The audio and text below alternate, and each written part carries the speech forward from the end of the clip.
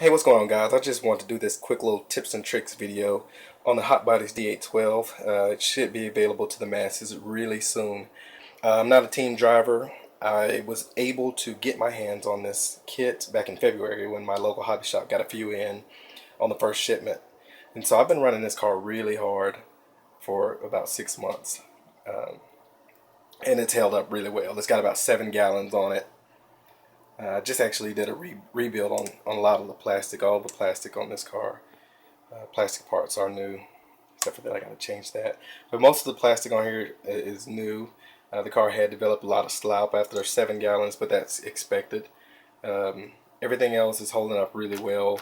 The axles and shafts, everything is, is beyond exceeding my expectations on that.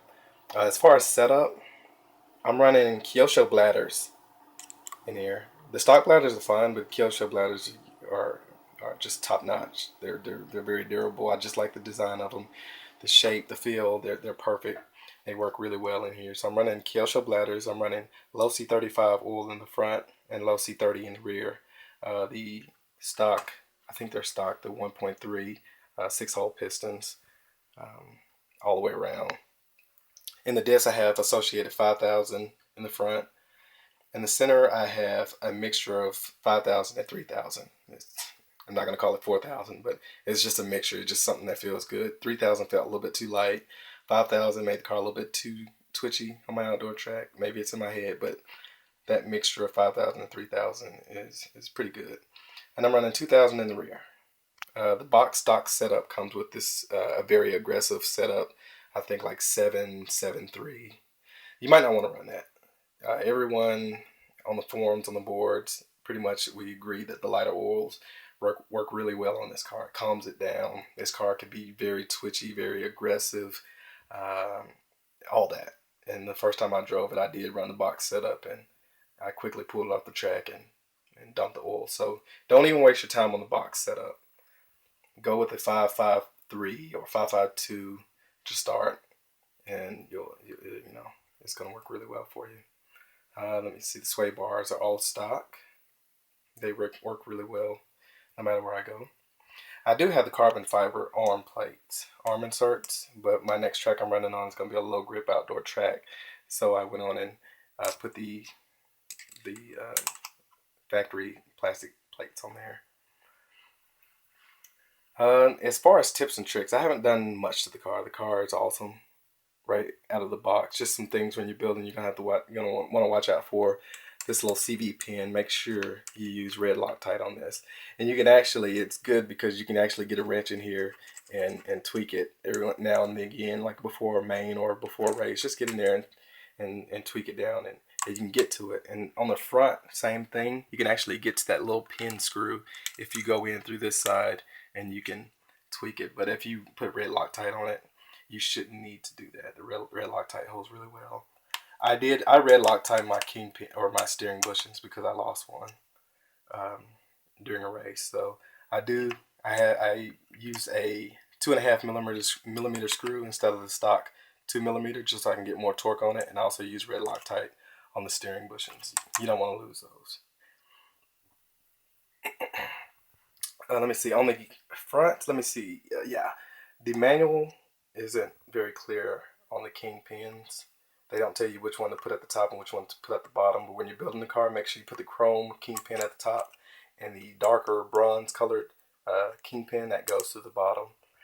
And they're held in by these little set screws. Let me see if I can get in here. This little set screw right here is a 1.5 millimeter set screw. When you tighten this up, make sure you do not use red Loctite. Use a blue Loctite on that. You don't want to get that locked in there, and use a high quality tool. I'm using this VP Pro 1.5 millimeter wrench, and it works really well. Do not use cheap wrenches on that because you do not want to strip that little screw out. You'll be replacing this very expensive hub carrier. As far as the tank, the stock tank comes with a clunk, but it's like a two-piece insert. Just way too much trouble right here. I had a clunk failure, so I decided to go with the system, kind of like the low-C system, just a fuel tube and straight into the tank to the clunk. I put a zip tie on the clunk and ran a large low-C type diameter fuel tubing straight to the motor. You want to also change out the fuel line holders because they're kind of smaller diameter on the stock car.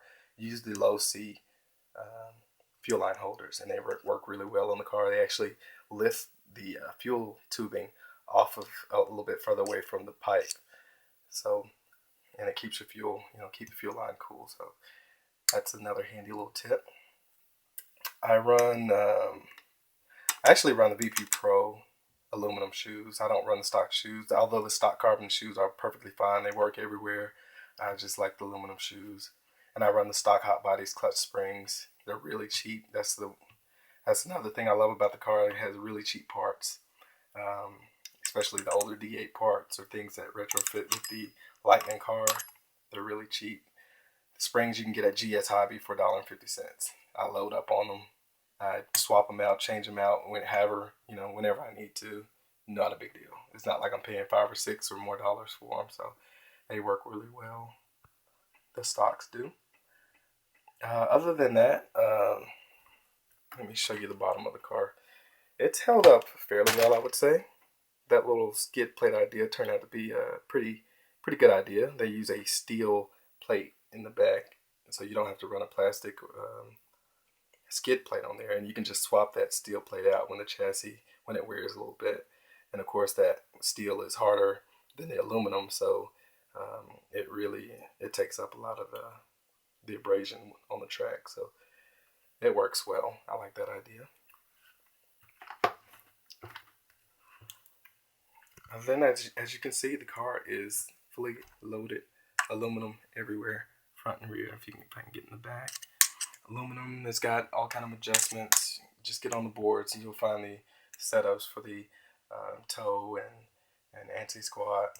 There's several different adjustments in there. This car is really sensitive to adjustments. That's another thing I love about it.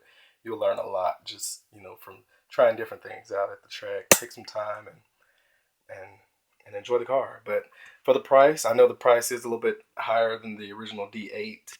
But I mean, if you look at the market, all the other cars are trending up. Over $600, $700, they're going up.